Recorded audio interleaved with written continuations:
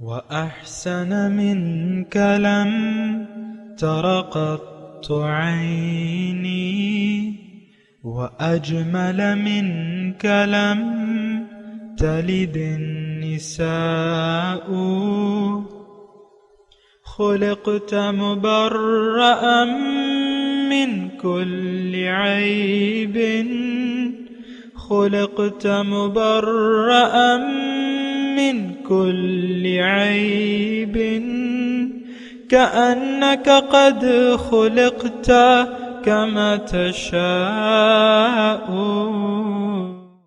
كتاب أنزلناه إليك مبارك ليدبروا آياته وليتذكر أولو الألباب۔ یہ کتاب برکت والی ہے جسے ہم نے آپ کی طرف نازل فرمایا ہے تاکہ دانش مند لوگ اس کی آیتوں میں غور و فکر کریں اور نصیحت حاصل کریں۔ اللہم صلی علی سیدنا محمد وعلی آل سیدنا محمد بعدد کل ذرۃ مئۃ الف الف مرۃ۔ سامعین و ناظرین اکرام، السلام علیکم ورحمۃ اللہ وبرکاتہ۔ سامعین اکرام، سورہ انشقاق آیت نمبر 6، موضوع کیا رب سے ملاقات بہت آسان ہے؟ اس کے ساتھ آج کے سبق کا آغاز کرتے ہیں۔ سب سے پہلے گزشتہ سبق کا اعادہ ہوگا۔ بسم اللہ الرحمن الرحیم۔ شروع اللہ کے نام سے جو بڑا مہربان نہایت رحم والا ہے۔ اذا السماء انشقت، جب آسمان پھٹ جائے گا، وَأَذِنَتْ لِرَبِّهَا وَحُقَّتْ، اور اپنے پروردگار کا فرمان بجا لائے گا اور اسے واجب بھی یہی ہے۔ وَإِذَا الْأَرْضُ مُدَّتْ، اور جب زمین ہموار کر دی جائے گی، وَأَلْقَتْ مَا فِيهَا وَتَخَلَّتْ، اور جو کچھ اس میں ہے اسے نکال کر باہر ڈال دے گی اور بالکل خالی ہو جائے گی۔ وَأَذِنَتْ لِرَبِّهَا وَحُقَّتْ، اور اپنے پروردگار کے ارشاد کی تعمیل کرے گی اور اس کو لازم بھی یہی ہے، تو قیامت قائم ہو جائے گی۔ سامعین اکرام، سورہ انشقاق آیت نمبر 6، لفظی ترجمہ: یا ایھا الانسان انک کادح الی ربک کدحا فملاقیہ۔ اے انسان، تم اپنے رب کی طرف پہنچنے میں سخت مشقتیں برداشت کرتے ہو، تو اگر تم ایسا کرو گے تو تمہاری ملاقات اس سے ہو جائے گی۔ سامعین کرام، بہت اہم آیت ہے اور یہ ہماری زندگی پر یہ آیت جو ہے یہ محیط ہے۔ دیکھیں، اس وقت یا تو ہم اپنے رب سے ملنے کی کوششوں میں مصروف ہیں، یعنی اس کے لیے تیاری کر رہے ہیں، یا نہیں کر رہے۔ اللہ، تو اگر اس کا جواب میں آپ سے پوچھوں تو یا اس معاشرے سے پوچھوں یا ان لوگوں سے پوچھوں جو اس معاشرے میں رہتے ہیں، تو وہ کہیں گے کہ بھئی یعنی ان کے اعمال سے میں پوچھوں یا ان کی جد و جہد اور تگ و دو جو وہ کر رہے ہیں، اس کو دیکھ کے کوئی فیصلہ کروں تو مجھے یہ جواب ملتا ہے کہ ہمیں اپنے رب کی ملاقات پر نہ تو یقین ہے، نہ ہمیں اس کی کوئی ضرورت ہے۔ ہمارے معاملات تو یوں ہی بہتر چل رہے ہیں اور ہمیں اپنے حال پہ چھوڑ دو، ہمیں نہ چھیڑو۔ ہمارا یقین تو دنیا پر ہے اور دنیا ہی کے لیے ہم محنت کر رہے ہیں، اپنے خود بھی اور اپنے بچوں کو بھی ہم نے دنیا کی محنت کے راستے پر لگایا ہوا ہے۔ ایک بچہ آپ دیکھ لیں، یعنی میں بھی دیکھتا ہوں، آپ بھی دیکھتے ہیں، آپ خود ایسے حالات میں ہیں کہ ایک بچے کو جب بڑا ہونے لگتا ہے، 4 سال 3 سال کی عمر ہو جاتی ہے، تو والدین اس کی دنیا کی مستقبل کے لیے اس کو اب پڑھانا چاہتے ہیں۔ میں یہ نہیں کہہ رہا کہ یہ پڑھانا ناجائز ہے یا حرام ہے، یا کوئی اور دنیا کا کام کرنا یا دنیا میں زندگی گزارنا یا کھانے کھانا، یا یہ سارا کچھ حرام نہیں ہے، دنیا تو اللہ تعالیٰ نے ہمارے برتنے کے لیے بنائی ہے، اور اس میں بے شمار قسم کی انواع و اقسام قسم کی نعمتیں ہمیں دے دی ہیں اللہ تعالیٰ نے، لیکن ہمارا مقصود تو ظاہر ہے، باطن تو ہمارا مقصود نہیں ہے، اور نہ ہم بنانا چاہتے ہیں۔ یہ انتہائی ایک نقصان دہ سوچ ہے، اگر آپ اس کو دیکھیں اور سوچیں کہ بہت نقصان دہ ہے۔ تو نقصان دہ تو اب یہی ہے نا کہ آپ اب جا رہے ہیں اس وعدے کی طرف جو اللہ تعالیٰ نے آپ سے کیا ہے کہ تمہیں ضرور میں تمہارا اعمال نامہ پکڑاؤں گا۔ اس کے فوراً بعد یہی ہے نا، دیکھیں میں پڑھ بھی دیتا ہوں، یہ آیات کا ترجمہ میں پڑھ بھی دیتا ہوں۔ فَأَمَّا مَنْ أُوتِيَ كِتَابَهُ بِيَمِينِهِ، آیت نمبر 7 ہے اسی صورت کی، اس کے بعد ہم یہی پڑھیں تو جس کو اس کے نامہ اعمال دائیں ہاتھ میں اس کے دیا جائے گا، فَسَوْفَ يُحَاسِبُ حِسَابًا يَسِيرًا، تو ان قریب اس سے آسان سا حساب لیا جائے گا۔ وَيَنْقَلِبُ إِلَىٰ أَهْلِهِ مَسْرُورًا، اور وہ اپنے اہل خانہ کی طرف خوش و خرم، مسرور و شاداب پلٹے گا۔ وَأَمَّا مَنْ أُوتِيَ كِتَابَهُ وَرَاءَ ظَهْرِهِ، اور البتہ وہ شخص جس کا نامہ اعمال جو ہے اس کی پیٹھ پیچھے سے دیا جائے گا، فَسَوْفَ يَدْعُو ثُبُورًا، تو وہ پھر موت کو پکارے گا وہاں، وَيَصْلَىٰ سَعِيرًا، لیکن اس کو داخل کیا جائے گا دوزخ کی بھڑکتی ہوئی آگ میں۔ انہو کان فی اہلہ مسرورا، دنیا میں وہ تو اپنے بال بچوں کے ساتھ بڑا خوش و خرم زندگی گزار رہا تھا، اور آخرت کے بارے میں اس کا یقین نہیں تھا۔ انہو ظن ان لن یحور، اس نے گمان یہ کر لیا تھا کہ وہ حساب کتاب کے لیے اللہ کے پاس ہرگز لوٹ کر نہیں جائے گا۔ بھلا کیوں نہیں، ان ربہ کان بہ بصیرا، کیوں نہیں، اس کا رب تو اس کو خوب دیکھنے والا ہے۔ دیکھیں یہ قرآن نصیحت ہے، اس سے میں نے اور آپ نے نصیحت حاصل کرنی ہے۔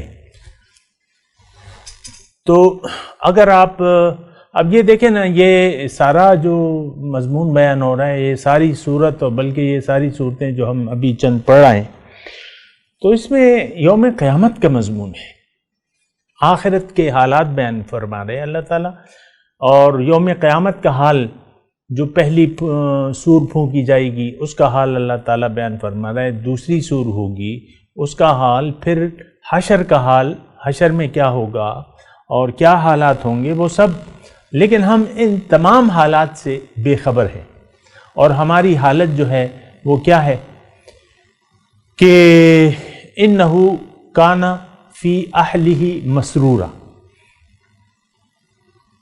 کہ یہ آیت نمبر، اسی صورت کی آیت نمبر 13 ابھی میں نے ترجمہ پڑھ کے سنایا کہ یہ جو تھا بہت خوش تھا اپنے گھر میں۔ اب دیکھیں ہمارا یہ جملہ جو ہے آیت نمبر 13، یہ ہمارے بارے میں، ہم یہاں خوش و خرم زندگی گزار رہے ہیں بظاہر، اور یہی خوشی جو ہے ہمیں مطلوب ہے، دنیا کی خوشیاں ہمیں چاہیے۔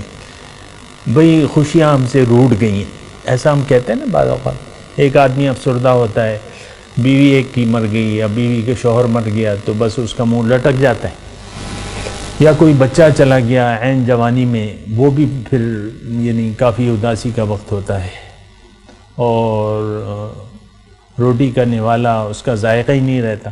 آپ کہتے ہیں کسی چیز میں مزہ نہیں آ رہا، یعنی ہم مزے کے لیے جی رہے ہیں، کسی چیز میں اب آپ کو مزہ ہی نہیں آ رہا، آپ کی جو محبوب چیز تھی وہ چلی گئی تو آپ اب منہ لٹک گیا آپ کا، مثال کے طور پہ۔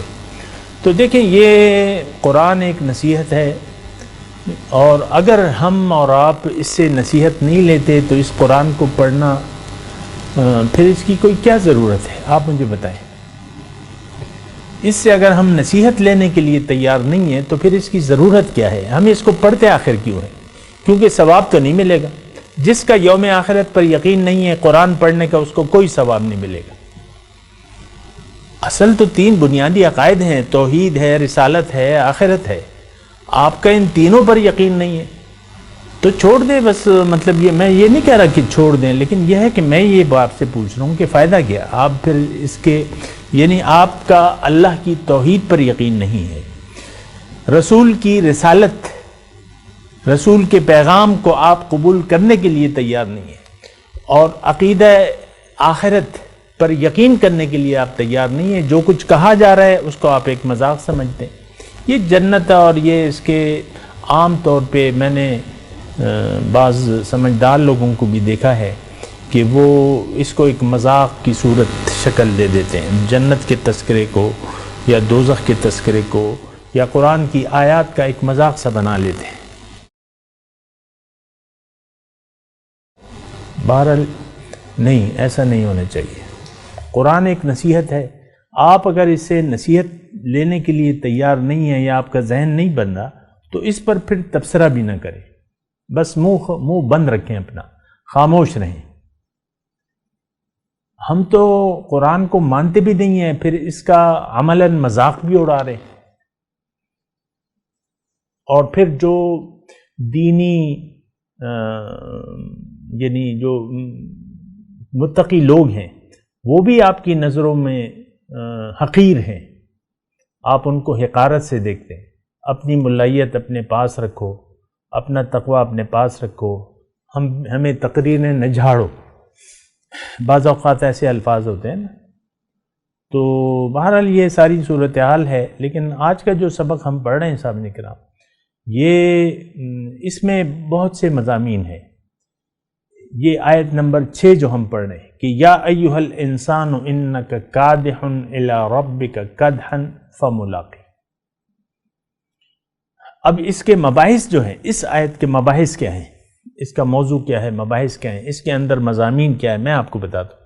اس میں ایک تو سیدھا سیدھا انسان کو اس کا مقصد حیات بتائے جا رہے ہیں. دو اس کے یعنی 3 وہ ہیں موضوعات اس کے، یا جس کو اس آیت کی جو مباحث ہے. ایک تو اس میں انسان کو براہ راست اس کا مقصود بتایا جا رہا ہے کہ یہ آیا کیوں ہے، اس کو پیدا کیوں کیا گیا ہے، اللہ تعالیٰ نے اسے بنایا کیوں ہے. ایک دوسری بات یہ ہے کہ اس مقصد تک پہنچنے کا ذریعہ اور طریقہ اس میں بتایا گیا ہے کہ آپ اپنے مقصود تک کیسے پہنچیں گے. 2 پھر اگر آپ وہ راستہ اختیار کریں گے تو پھر آپ کو ملے گا کیا،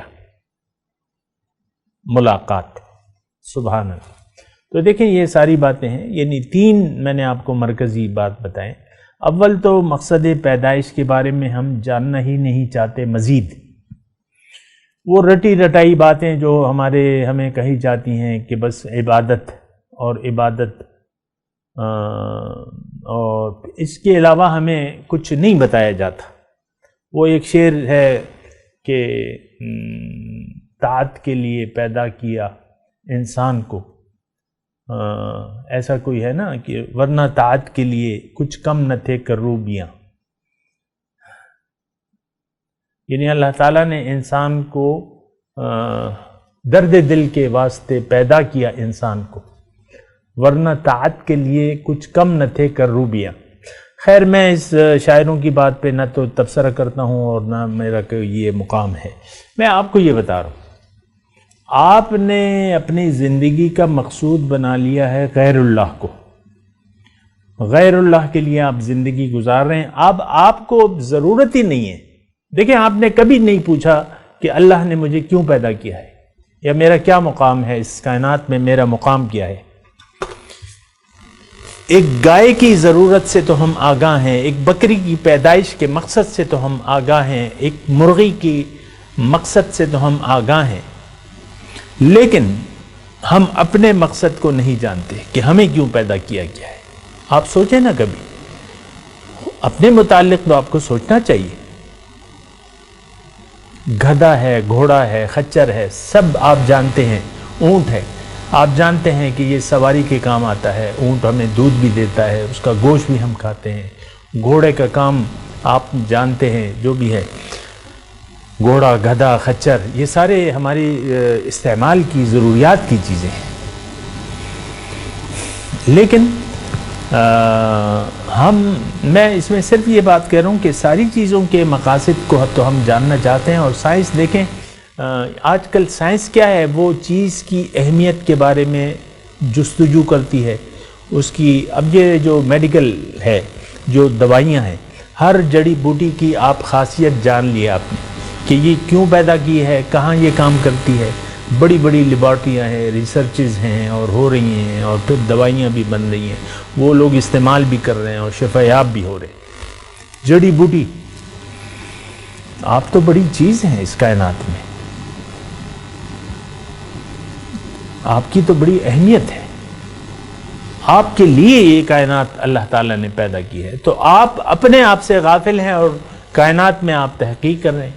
آپ دیکھیں تحقیق ہو رہی ہے، انسان چاند پہ جا رہا ہے، مریخ پہ، زہرہ، یہ سب تحقیقات ہو رہی ہیں۔ تو اس کا مطلب کیا ہے؟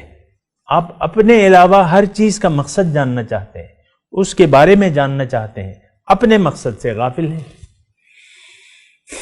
ایک بڑی جو گھٹیا سوچ ہے، میں کیا الفاظ کہوں، اور گھٹیا ایسی ہے کہ اس سوچ کا نقصان آپ کو خود ہوگا۔ ایک چیز کی اہمیت سے آپ آگاہ نہیں ہیں، اس کے فائدے اور نقصان سے آپ آگاہ نہیں ہیں، تو پھر نقصان ہوگا۔ ایک چیز کے فائدے سے کو جان کے آپ اس سے فائدہ حاصل کرتے ہیں اور اس کے نقصان سے پھر بچتے ہیں۔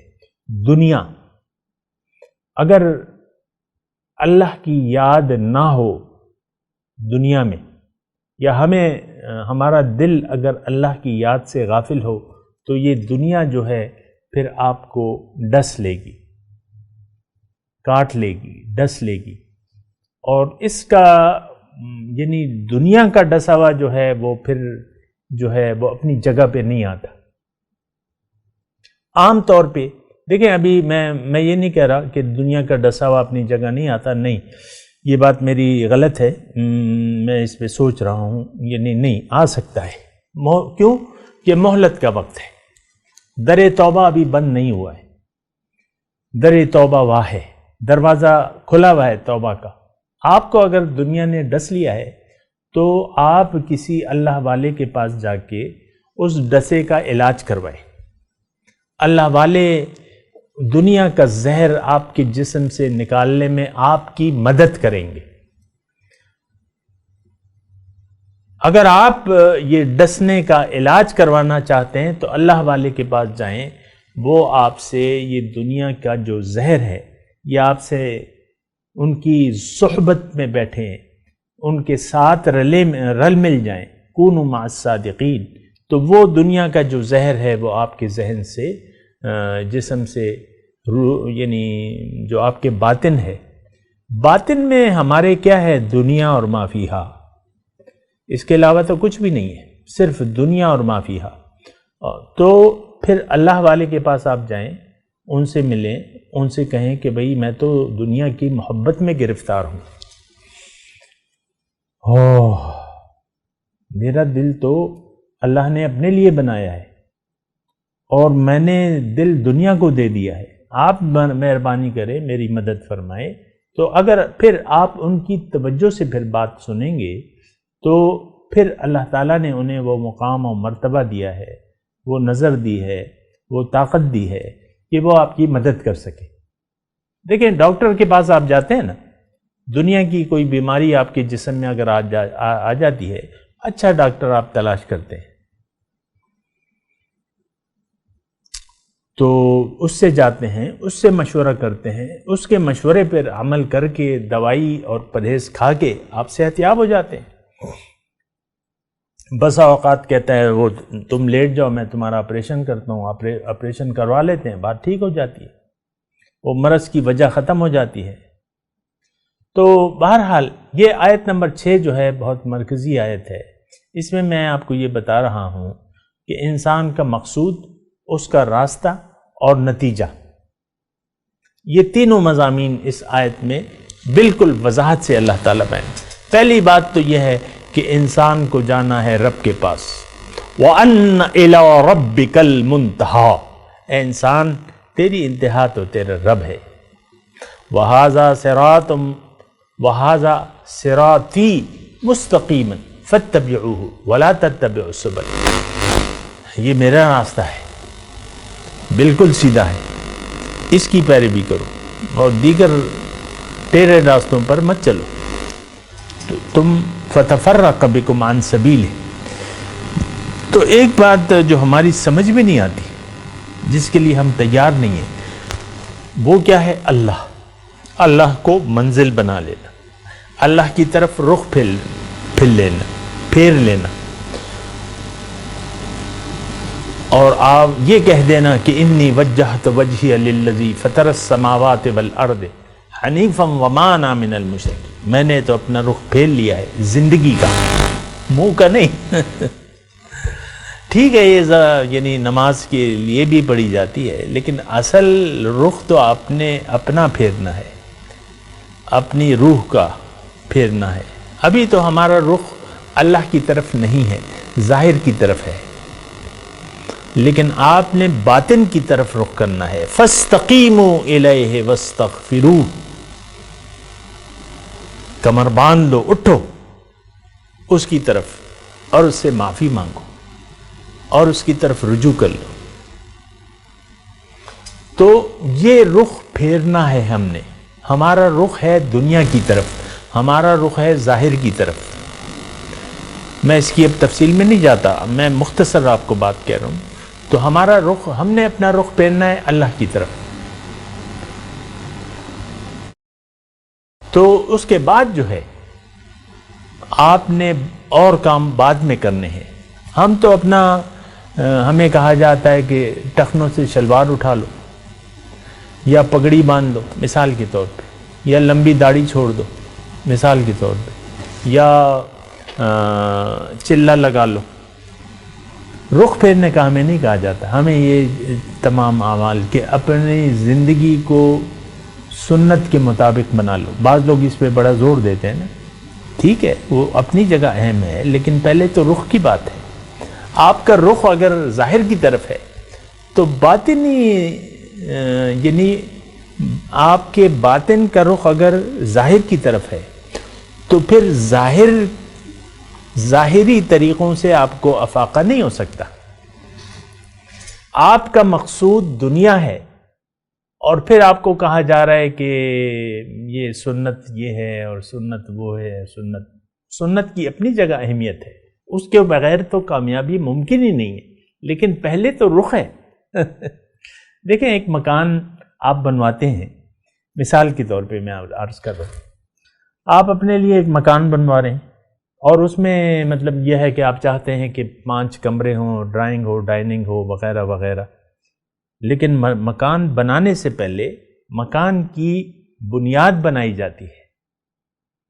جتنی بڑی عمارت ہوگی اتنی گہری آپ نے اس کے حساب سے بنیاد بنانی ہے، موٹی بنیاد بنانی ہے. ہماری تو زندگی کی بنیاد ہی نہیں ہے. اور ہے، میں یہ نہیں کہہ رہا، میں اب الفاظ واپس لے رہا ہوں، میں نے جھوٹ کہا. سچ یہ ہے کہ ہماری زندگی کی بنیاد ہے، لیکن وہ باطل ہے اور وہ دنیا ہے، وہ ظاہر ہے. یہ تو کوئی بنیاد ہے، یعنی یہ تو کوئی بنیاد کہلانے کے قابل ہی نہیں ہے. اللہ تعالیٰ نے ہمیں کہا ہے کہ تم اپنی زندگی کی بنیاد بنا لو مجھے، اور کہہ دو کہ ان صلاتی و نسکی و محیایا و مماتی للہ رب العالمین لا شریک لہ و بذالک امرت وانا اول المسلمین.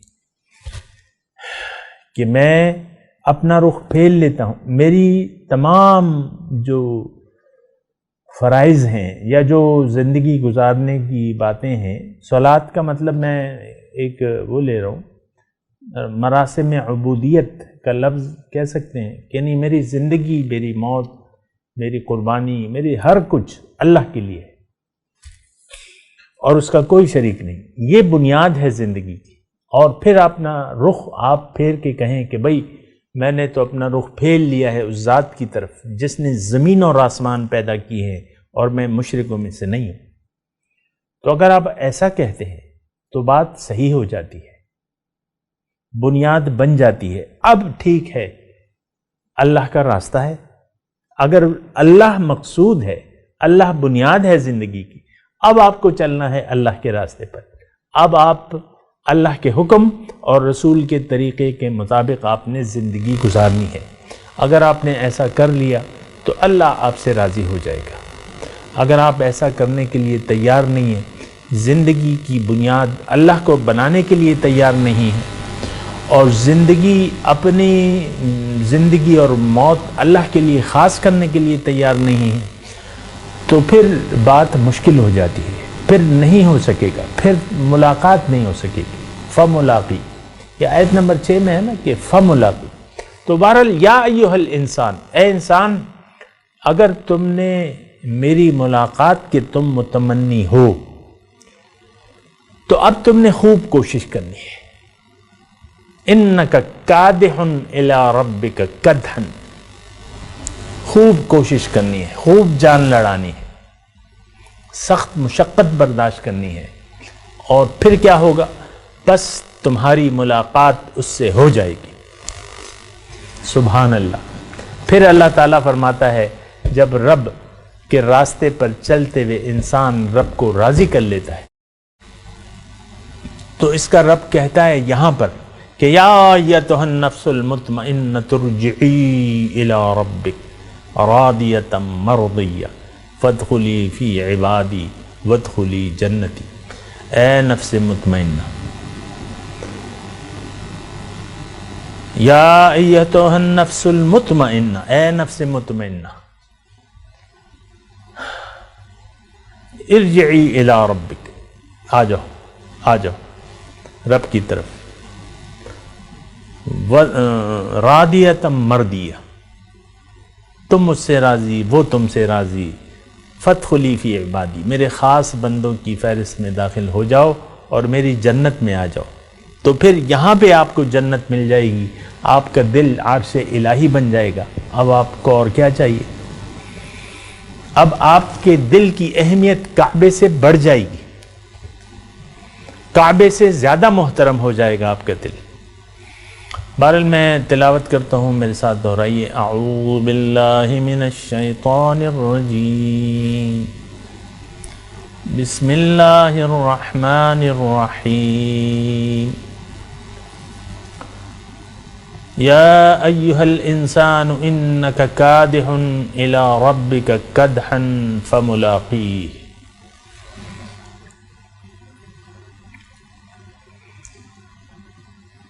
ترجمہ سنا دے. یا ایھا الانسان، اے انسان، انک کادح الی ربک کدحا فملاقیہ، تم اپنے رب کی طرف پہنچنے میں سخت مشقتیں برداشت کرتے ہو، بس بالآخر تمہاری اس سے ملاقات ہو جائے گی. اب ان آیت کی تلاوت و ترجمہ. يا أيها الإنسان إنك كادح إلى ربك كدحا فملاقيه. O man, you are laboring towards your Lord and you will meet him. اس کے ساتھ ہی آج کے درس کا وقت اختتام کو پہنچا. انشاءاللہ اگلے درس میں ملاقات ہوگی. وآخر دعوانا ان الحمد للہ رب العالمین. والسلام علیکم ورحمۃ اللہ وبرکاتہ.